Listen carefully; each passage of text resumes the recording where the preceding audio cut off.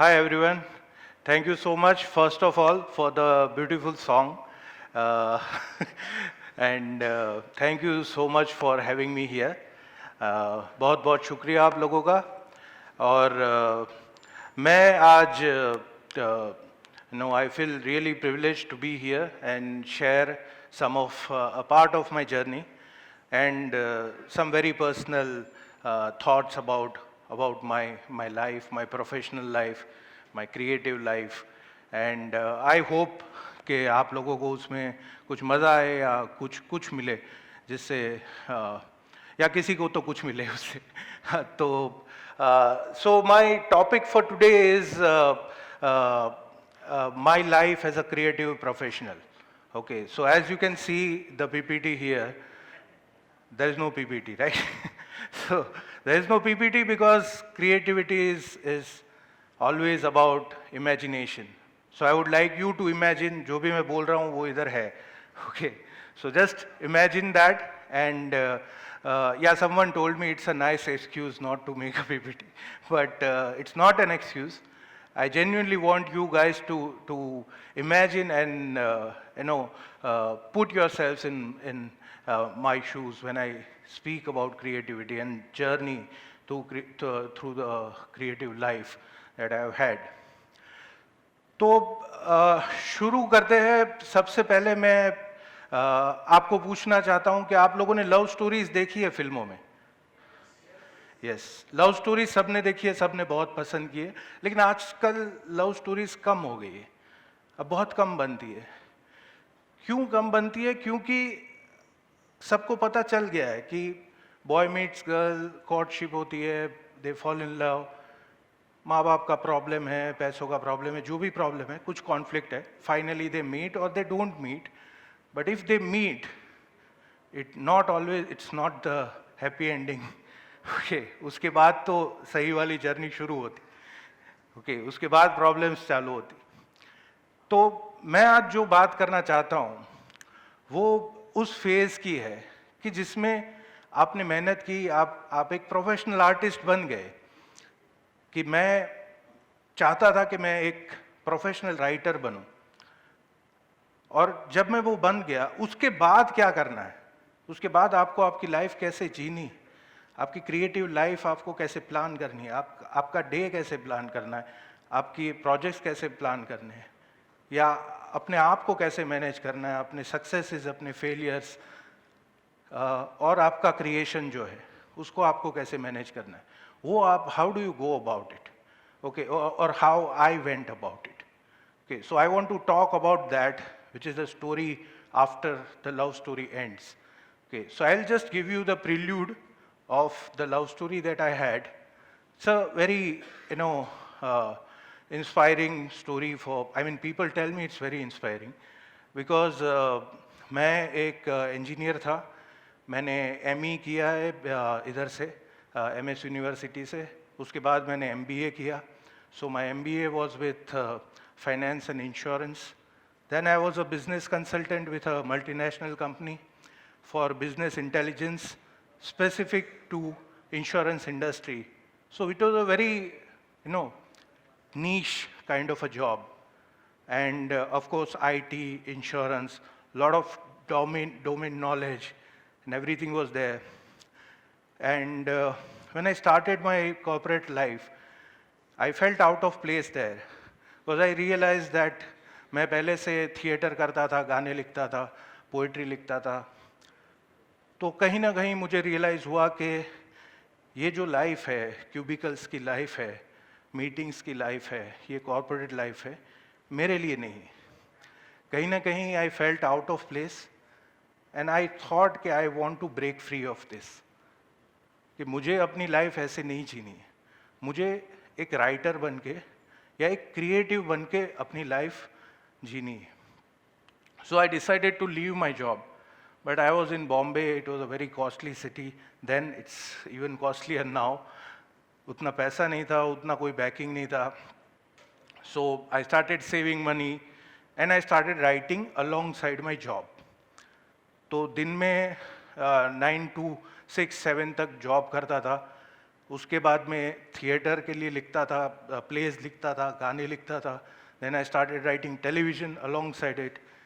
तो 6-7 बजे तक जॉब, उसके बाद में 7 या 8 बजे से लेकर रात को 2 बजे तक, 3 बजे तक मैं लिखता था.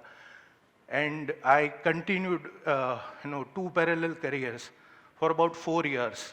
4 साल तक वो करने के बाद मैंने फाइनली अपनी जॉब छोड़ी और मैंने एक फुल टाइम राइटर बनने का डिसाइड किया. और जब मैंने ये डिसाइड किया, मेरी पहली सीरियल थी वो बॉम्ब हो गई, 2 महीने में बंद हो गई. मुझे लगा था कि ये सीरियल चल जाएगी, इसलिए मैं ये जॉब छोड़ देता हूँ. पर जैसे ही वो बंद हो गई, फिर से back to square one. I thought कि क्या करें, अभी वापस जाए या कंटिन्यू करें. So I decided to give myself some time. थोड़ा टाइम दिया, थोड़ी और मेहनत की, and eventually I somehow settled in into television, and simultaneously lot of other things happened. मेरी पहली गुजराती फिल्म बेयार रिलीज़ हुई, जो कि सक्सेसफुल हुई. उसके गाने भी मैंने लिखे थे, वो काफ़ी सक्सेसफुल हुए. So journey in Gujarati theatre also started from there, and I also started my journey as a song writer, lyricist. तो वो 2 जर्नियाँ वहाँ से चालू हुई. साथ में टेलीविज़न में I started writing Taarak Mehta ka Ulta चश्मा, which was a very successful show even then. And then I carried on writing. I wrote, I think, more than 1,000 episodes of that. And somehow I settled into it. Okay, so this was the journey before, I became a professional, was a creative professional. But then what happens after you become a creative professional? Okay. So first thing that you learn as a creative professional is that you have to secure yourself. आपको आपके अपने आप को बचा के रखना पड़ता है सक्सेस से और फेलियर से, दोनों से.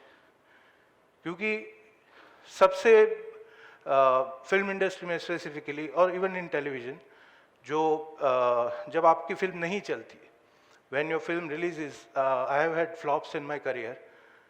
जब आपकी फिल्म रिलीज होती है और फ्लॉप होती है और उसको बुरे रिव्यूज़ मिलना चालू होते, तो आप जब बाहर सड़क पे निकलते तो आपको ऐसा लगता है कि हर आदमी मुझे देख रहा है. आपको लगता है कि ये जज कर रहा है कि अरे ये यही है, इसी ने वो फिल्म लिखी. तो आप इतना लो लाइफ में महसूस करते हैं. कोई अगर सोशल मीडिया पे ऐसी पोस्ट कर दे कि ये फिल्म बकवास है, आप उसके डीएम में जाके पर्सनली मैसेज करते कि sorry I wrote this film और मुझे माफ़ कीजिए, अगले time I try to do a better job. Okay, whenever someone writes कि अरे ये गाना बेकार है, तो आप उसके डीएम में जाके अपोलोजाइज पर्सनली करते कि यार सॉरी, अगली बार अच्छा गाना आएगा, so please wait for that. So I mean it is such a low for a creative person, okay, that you can't handle yourself. Okay, and if you don't have good fundamentals in your life, I mean sound foundations, तो आपकी life Daryl हो जाती है. बहुत लोग हैं मैंने देखे जो अल्कोहलिक हो जाते हैं, जो ड्रग एडिक्ट हो जाते हैं, and they somehow end up destroying their life, क्योंकि वो ये जो फेलियर्स होते हैं उसे हैंडल नहीं कर पाते. सो एक बार आप अपने आप को इस करियर में पाते हैं कि अब आप प्रोफेशनल राइटर या संगीतकार या एक्टर या डायरेक्टर कुछ भी बन गए, तो उसके बाद आपको ये सीखना बहुत ज़रूरी है कि इन चीज़ों को हैंडल कैसे करना है. लेकिन अगर आप सिर्फ फेलियर के बारे में सोचेंगे और सक्सेस के बारे में नहीं सोचेंगे, तो कहीं ना कहीं आपका भटक जाने का चांस रहता है. क्योंकि सक्सेस भी इतनी ही डिफ़िकल्ट चीज़ है हैंडल करने के लिए कि जब आपकी फिल्म सक्सेस होती है, आपके गाने को प्यार मिलता है, बहुत लोग आपको मैसेज करते हैं, हज़ारों मैसेज आते हैं कि ये गाना, जैसे इन्होंने अभी ये गाना गाया, तो ये गाना गोरी राधा ने मारो काड़ो कान इतना पॉपुलर है कि हर बार नवरात्रि में बजता है. तो जब यूनाइटेड वे में 1 लाख लोग उस पर नाच रहे होते हैं और वो वीडियोस हमें भेजी जाती है, तो obviously you feel like carried away कि यार क्या बना दिया। ओके, कभी कभी लगता है कि ये गाना ऐसे कोई गाना होता है जो इतना पॉपुलर होता है उसके बाद रिटायर हो जाना चाहिए। वो थॉट तो आता है पर यू कांट अफोर्ड इट, क्योंकि अगले महीने के बिल्स आ जाते हैं तो रियलाइज होता है रिटायर तो नहीं हो सकते। तो आपको रियलाइज करना पड़ता है कि सक्सेस भी ट्रांजिएंट है और फेलियर्स भी ट्रांजिएंट है। अगर आप मान लीजिए कि एक कारपेंटर है, आप कुर्सियां बनाते हैं, आपने कुर्सी अच्छी नहीं बनाई, टूट गई, तो आप क्या करेंगे? दूसरे दिन से कुर्सियां बनाना छोड़ देंगे? नहीं, आप तो कारपेंटर ही है ना, आप दूसरे दिन दूसरी कुर्सी बनाएंगे, तीसरे दिन तीसरी कुर्सी बनाएंगे। तो when you are an artist, you have to take yourself like any other person working in any other field, कि this is my job and no matter the outcome of it, कि कमर्शियली सक्सेसफुल है नहीं है, या बहुत successful है या बहुत ही फेल्ड है, जो भी है आप उसको एक्सेप्ट कीजिए and you move on. Okay, और आप कोई नई चीज़ क्रिएट करने की कोशिश कीजिए कि जो आपके हिसाब से इतनी ही अच्छी या इतनी ही बुरी नहीं होगी। Okay, so this is what you have to live with, and you have to learn as a creative, deal with your successes and failures both. And at the same time, okay, you need to understand that it can only come via detachment. Okay, तो ये बहुत ही एक अजीब सी चीज़ है एक creative के लिए, because you are so passionate and you are always driven. मतलब कोई हमें पूछता है कि आपको आपकी कौन सी फिल्म अच्छी लगती, आपको आपका कौन सा गाना अच्छा लगता है, तो हम वही क्लीशे वाला आंसर देते हैं कि यार माँ के लिए तो अपने सारे बच्चे एक समान होते हैं। पर एक्चुअली वो ट्रू है। मतलब माँ अपने बच्चों को जितनी शिद्दत से प्यार करती, एक कलाकार जो होता है वो अपनी हर रचना को उतनी ही शिद्दत से प्यार करता है। उसको हर रचना, when he is making that thing, maybe it can be a painting और अ स्कल्पचर और अ सॉन्ग और a piece of poetry, a film, anything, लेकिन उसका जब सर्जन हो रहा है तो कलाकार उसको उतनी ही शिद्दत से प्यार करता है जितनी शिद्दत से एक माँ अपने बेटे को प्यार करती। तो जब इतनी पैशन आपकी जुड़ी हुई है उसके साथ, तो उसके आउटकम के साथ डिटैच होना बहुत डिफिकल्ट, क्योंकि आपका मन बार बार वहीं पे जाता है कि यार क्यों लोगों को क्यों पसंद नहीं आया, इतना तो अच्छा था। लेकिन अगर आप वो डिटैच होना नहीं सीखेंगे तो क्या होगा कि आप उसी एक कृति के अंदर सिमट के रह जाएंगे। आप नई कृति पर जाने के लिए अपनी हिम्मत ही नहीं जुटा पाएंगे। एंड इसीलिए no, you have to be like a rock, जो कि पानी उसके ऊपर आता है तो भी उससे इफेक्टेड नहीं होता। okay? तो you have to cultivate that habit of active detachment with your own creations. Okay, and when you are detached, okay, you understand कि एक ही चीज़ है जो मैटर करती है, और जो मैटर करती है वो चीज़ है आपकी प्रोसेस, कि आप एक लेखक क्यों बने। मैं ये इतना पढ़ने के बाद, मतलब 12th के बाद भी 6-7 साल तक पढ़ाई की, 2 पोस्ट ग्रेजुएट डिग्रीज है, कॉर्पोरेट करियर है, सब छोड़ के मैं लेखक क्यों बनाऊं? मैं लेखक इसलिए बनाऊं क्योंकि मुझे कुछ सर्जन करना है। ओके, और मुझे सर्जन क्यों करना है? क्योंकि मुझे उसमें ज़्यादा पैसे मिलते हैं? नहीं, क्योंकि मुझे कॉर्पोरेट लाइफ में भी मिल ही रहे थे पैसे। क्योंकि मुझे फेम मिल रहा है? नहीं, राइटर्स को कौन पहचानता है।